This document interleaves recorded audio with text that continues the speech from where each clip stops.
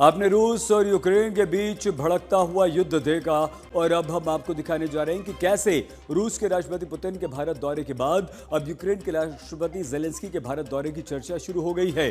अब प्रश्न ये भी है कि जेलेंस्की भारत क्यों आना चाहते हैं, तो क्या जेलेंस्की को उम्मीद है कि युद्ध रुकवाने के लिए भारत महत्वपूर्ण भूमिका निभा सकता है? क्या जेलेंस्की का विश्वास अमेरिकी राष्ट्रपति ट्रंप से उठ चुका है?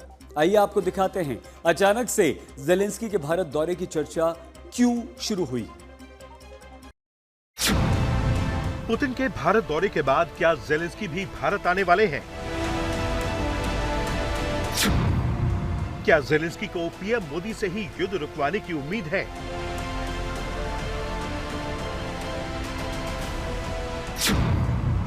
क्या जेलेंस्की का विश्वास अब डोनाल्ड ट्रंप से उठ चुका है?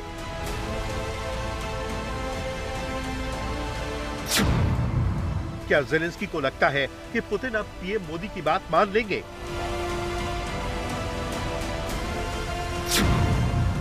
क्या रूस यूक्रेन युद्ध में भारत बनेगा शांति दूत? जब रूस के राष्ट्रपति व्लादिमीर पुतिन भारत दौरे पर आए तो साझा बयान में प्रधानमंत्री नरेंद्र मोदी ने रूस यूक्रेन युद्ध को लेकर एक बहुत बड़ी बात कही। यूक्रेन के संबंध में भारत ने शुरुआत से शांति का पक्ष रखा है। हम इस विषय के शांतिपूर्ण और स्थायी समाधान के लिए किए जा रहे सभी प्रयासों का स्वागत करते हैं। भारत सदैव अपना योगदान देने के लिए तैयार रहा है और आगे भी रहेगा। तो क्या पीएम मोदी की इसी बात से जेलेंस्की की भारत से उम्मीदें बढ़ गई हैं? कयास लगाए जा रहे हैं कि जेलेंस्की नए साल यानी 2026 की शुरुआत में नई दिल्ली का दौरा कर सकते हैं। अब अगर जेलेंस्की का भारत दौरा होता है तो ये बहुत अहम साबित होगा। सूत्रों की माने तो पुतिन के भारत आने से पहले ही नई दिल्ली और जेलेंस्की के ऑफिस संपर्क में थे। आपको बता दें कि रूस यूक्रेन के बीच शांति को लेकर अमेरिका की ओर से की जा रही कोशिश बेनतीजा रही है। अमेरिका के राष्ट्रपति डोनाल्ड ट्रंप ने कहा है कि सुलह का जो प्रस्ताव उन्होंने तैयार किया था उसे जेलेंस्की ने पढ़ा तक नहीं। ऐसे में सवाल यह है कि क्या जेलेंस्की को यह लग रहा है कि ट्रंप का जो शांति प्लान है वो उनके फेवर में नहीं है? आपको बता दें कि यूक्रेन के राष्ट्रपति जेलेंस्की को लेकर आज तक ने अपने ग्लोबल एक्सक्लूसिव इंटरव्यू में पुतिन से भी बात की थी। पुतिन ने जो जेलेंस्की को लेकर जवाब दिया, पहले आपको उसे सुनवाते हैं। जेलेंस्की की अगर बात करें तो बहुत कुछ उनको प्रॉमिस किया गया, नेटो मेंबरशिप, ईयू मेंबरशिप, लेकिन ऐसा अब तक कुछ हुआ नहीं है। आपको क्या लगता है नेटो मेंबरशिप कभी भी ऑन द टेबल था यूक्रेन के लिए, जेलेंस्की के लिए?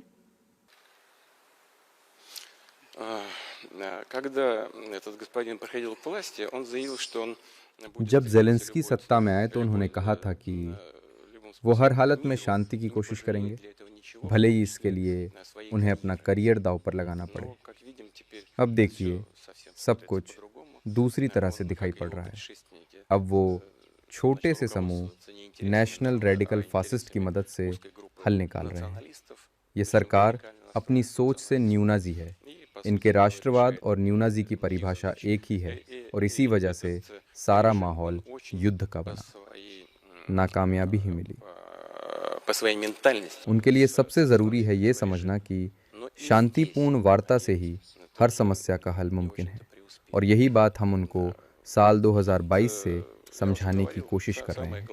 जो वो करना चाह रहे हैं वो तो वही बता सकते हैं। जी हां, पुतिन ने कहा कि वो जेलेंस्की को साल 2022 से समझाने की कोशिश कर रहे हैं, लेकिन जेलेंस्की समझने को तैयार नहीं है। और अब पुतिन के भारत दौरे के बाद जेलेंस्की के भारत दौरे की खबर आई है। यूक्रेन के राष्ट्रपति वोलोदिमीर जेलेंस्की के भारत दौरे का समय और दायरा कई कारकों पर निर्भर करेगा, जिसमें अमेरिकी राष्ट्रपति डोनाल्ड ट्रंप की शांति योजना कैसे आगे बढ़ती है और युद्ध के मैदान में क्या घटनाक्रम होते हैं शामिल है। यूक्रेन की घरेलू राजनीति के चलते जेलेंस्की का भारत दौरा प्रभावित हो सकता है। खास बात यह है कि यूक्रेन ने अब तक सिर्फ 3 बार अपने राष्ट्रपति को भारत भेजा है, 1992, 2002 और 2012 में। खबर के मुताबिक भारतीय अधिकारी जेलेंस्की के भरोसेमंद और चीफ ऑफ स्टाफ एंड्री येरमाक के संपर्क में थे, जिन्होंने हाल ही में भ्रष्टाचार घोटाले के कारण इस्तीफा दे दिया था। अब जब वो चले गए हैं तो नई दिल्ली जेलेंस्की के कार्यालय में नए अधिकारियों से संपर्क साध रहा है ताकि बातचीत को आगे बढ़ाया जा सके और आपसी सुविधा से तारीखें तय की जा सके। रूस और यूक्रेन की जंग को लेकर प्रधानमंत्री नरेंद्र मोदी जब कहते हैं कि भारत निष्पक्ष नहीं है बल्कि शांति के पक्ष में है, तो ये केवल कोई एक नारा नहीं बल्कि भारत की नीति है जो कथनी से लेकर करनी तक नजर आती है। तभी तो यूएन से लेकर शंघाई सहयोग संगठन के मंच तक, या फिर रूस के राष्ट्रपति व्लादिमीर पुतिन से लेकर यूक्रेन के राष्ट्रपति व्लादिमीर जेलेंस्की के साथ हुई बैठकों में भारत का यही रुख नजर आता है। इतना ही नहीं, भारत ये भी साफ कर चुका है, चाहे रूस हो, यूक्रेन हो या दुनिया के दूसरे देश, कि इन तमाम शांति के प्रयासों के लिए भारत न केवल साथ खड़ा है बल्कि अपनी भूमिका निभाने के लिए भी तैयार है। रूस के राष्ट्रपति व्लादिमीर पुतिन के भारत दौरे पर यूरोप की कड़ी नजर रही है। कई यूरोपीय दूतों ने भारत से अपने प्रभाव का इस्तेमाल करके मॉस्को पर युद्ध खत्म करने का दबाव डालने का आग्रह किया है।